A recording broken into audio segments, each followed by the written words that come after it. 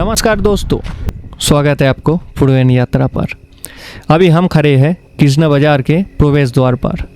पिछले ब्लॉग पे हमने देखा था विरूपाक्षा मंदिर, विरूपाक्षा बाजार और मनमाता टैंक को। विरूपाक्षा मंदिर से 5 मिनट की दूरी पे है ये। विजयनगर काल में हर बड़ा मंदिर के सामने एक बाजार रास्ता हुआ करता था, जहाँ पे भक्त और व्यवसायी एकत्रित होते थे। कृष्णा मंदिर का निर्माण किया था राजा कृष्णदेव राय ने 1513 ईस्वी में।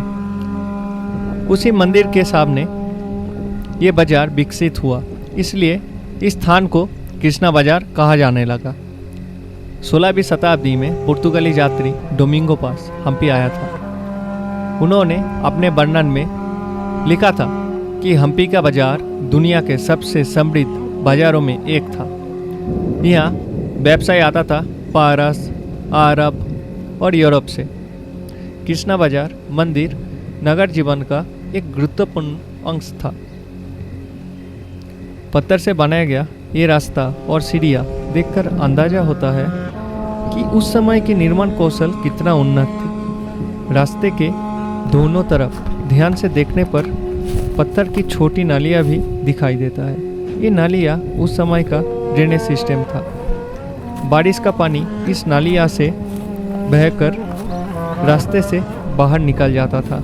इससे रास्ते पर पानी जमा नहीं होता था। इससे पता चलता है कि विजयनगर काल में नगर परिकल्पना और निर्माण प्रौद्योगिकी बहुत उन्नत थी।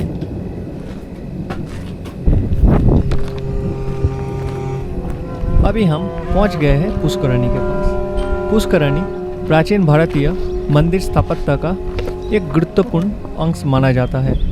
विजयनगर साम्राज्य के समय पर हर बड़ा मंदिर कॉम्प्लेक्स पे ऐसा ही पुष्करणी बनाया जाता था।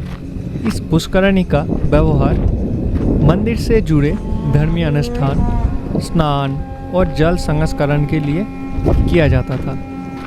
अगर आप ध्यान से देखोगे तो पुष्करणी का डिजाइन बहुत ही सिमेट्रिक और जियोमेट्रिक पैटर्न पे बनाया गया है। चारों तरफ स्टोन स्टेप समान आकार में पानी तक जाता है। गर्मी के मौसम में नीचे तक पानी उतारने के लिए ये बहुत ही सुविधाजनक है। इससे पता चलता है कि विजयनगर काल में स्टोन स्ट्रक्चर और आर्किटेक्चरल टेक्निक बहुत ही उन्नत थी। पत्थर के बड़ा बड़ा ब्लॉक को सटीक माप पे काट कर इस तरह अरेंज किया गया था कि जाते स्ट्रक्चर मजबूत रहे।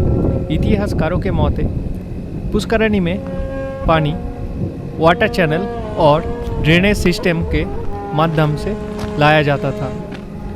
इससे समझ में आता है कि ये सिर्फ धर्मीय स्थान नहीं था, बल्कि वाटर मैनेजमेंट सिस्टम का भी एक गुरुत्वपूर्ण अंश था। कृष्णा बाजार का एंट्री गेट से निकलने के बाद एक छोटा सा मंडप दिखाई देता है।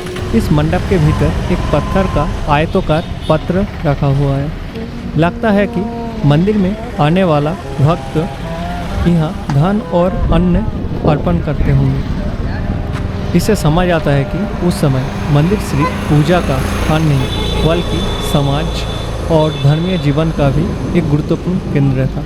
इसी के साथ आज का ब्लॉग यहीं पे ख़त्म करते हैं। अगर आपको हमारा ब्लॉग पसंद आया तो पुरवेन यात्रा चैनल को सब्सक्राइब करिए। अगले ब्लॉग में फिर मिलेंगे और हमारा यात्रा फिर शुरू होगा। चलिए।